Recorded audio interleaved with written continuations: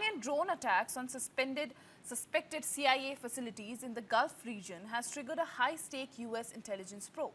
And the question at the heart of the investigation is, did Russia help Iran target CIA facilities? Now, 4 people familiar with the US intelligence say that the analysts are actually examining whether Moscow provided Iran with targeting data or advanced drone technology. There is no firm conclusion yet on the report, but the precision and effectiveness of the attacks have raised serious questions about possible Russian assistance. At least 2 CIA-linked sites were reportedly hit in March. One was the CIA station located inside the US embassy in Riyadh.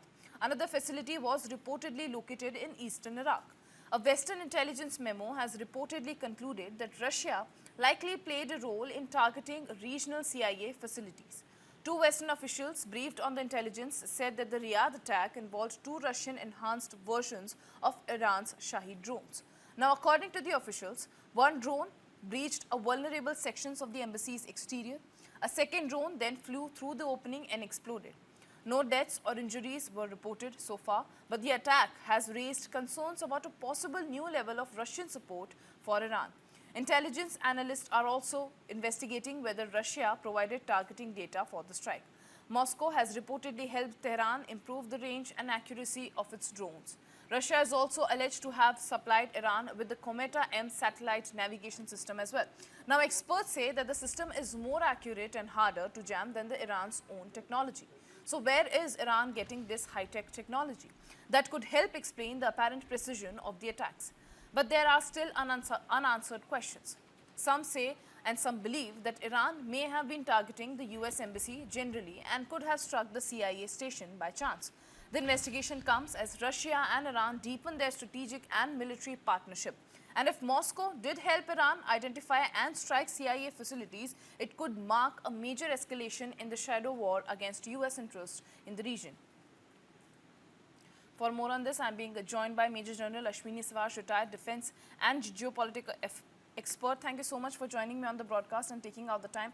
Major General, my first question to you is, how do you see this development? Do you think that Moscow help Iran identify and strike CIA facilities? You know, one thing is very clear. Iran does not have such a facility that it can pinpoint a CIA facility in Middle East. Right. So possibility of it getting help from uh, basically from Russia is very high.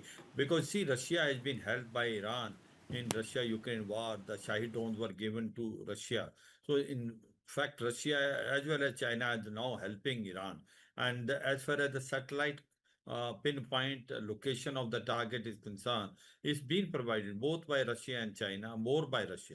The side drone which was there given by Iran to Russia, you know, that has been modified. Its accuracy has been now increased. Its range has also increased. So 2 things which Russia had done as far as Iran is concerned. One is it has given a pinpoint location of the CI facilities in Middle East. Second thing is it has now enhanced the capacity of drone 136 Shahid drone, which can hit this facility. So therefore, the chances of Iran being held by Russia are very, very high. Otherwise, possibility of Iran hitting pinpointed target and pinpointed facility of of CIA was very less, because they are hitting. They not denying the fact, but no hitting has been so accurate as much as the CIA. You see, twice the CIA facility has been hit in a very recent past. One is in Saudi Arabia, another in Iraq. Both have been pinpointed hit. So therefore, it gives the impression the chances of Russia giving one, that they are giving intelligence. Second thing, they are providing the weapon system. That's right, Major General. But let's say if Moscow has helped Iran into identifying and targeting CIA facilities, it could actually mark a major escalation in the shadow war between US and Russia as well. But we also have Marco Rubio meeting Lavrov as well. And Marco Rubio has also said that we will help Russia and will do our best so that they can end the Ukraine war as well. What do you think that after this report will be the road ahead for the relationships between US and Russia? You know, the point is that Russia-Ukraine war is going more than about 4.5 years. Right. And there is no denying the fact that Ukraine is fighting because it's getting a support from especially from US as well as other NATO countries. So one thing is very clear: Russia can always say it is US which is supporting Ukraine. Otherwise, Ukraine could not have fought for too long. So therefore, it's a tit for that, and they not denying the fact that Russia has helped Iran in this war, and it is not Russia; it is also China, and the possibility of they taking this route is Caspian route. The Caspian Sea route, which directly goes from Iran to the western part of Russia, that Okay. has been used. So there is no denying the fact the relationship are already not so good, and one knows it that as far as Russia concerned, that US is supporting Ukraine. So if Russia is now supporting Iran, I think it is well understood, and Americans know it that all its CI facilities targeted because the accuracy by which the target has been hit, it gives the impression yes, Iran has been given all the information by Russia, and it's a part of the game because US is helping Ukraine, so is the Russia helping Iran. Well, that's right. But Major General, uh, what does it mean in the wider and the larger picture about the US-Iran war? Because we have seen that in the recent time, tensions are escalating yet again. We have seen two critical energy points being shut down because of the war. If more global powers, and if it is proven that Russia is actually now indirectly involved in the war, do you think that this opens gates for escalation and closes the door for diplomacy even more?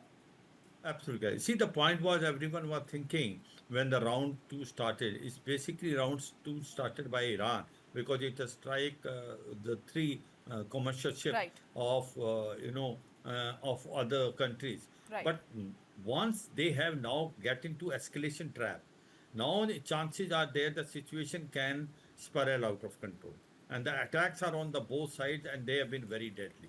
What Iran has been doing is fighting an asymmetric warfare. It has done two things. One, it has closed the Strait of Hormuz by and large completely. And second thing is hitting the facilities of US in Middle East, and whether it is basically Kuwait, Bahrain and Jordan. And it is hitting the energy sector, it is hitting the delimitation plants there, and it is also hitting the tourism industry. And same way, as far as the US is concerned, it is hitting in Iran, central Iran now, also the bridges which are power plants and desalination by. So it is free for all. Both sides are hitting each other, you can say infrastructure. And it looks to me that they have gone two, three notches higher on the escalation ladder, and they possibly are in escalation trap until and unless the good sense prevail.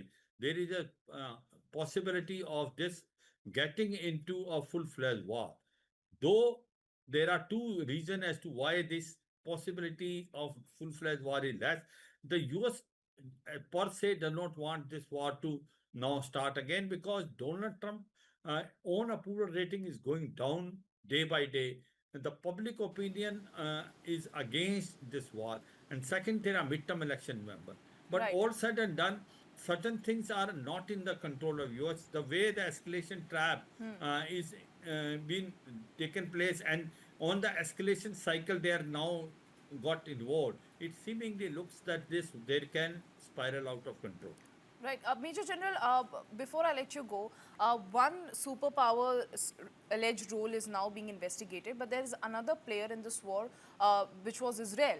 Israel's finance minister has gone out and has made a bold claim. He has said that US leading the war against Iran is the best case scenario for Israel.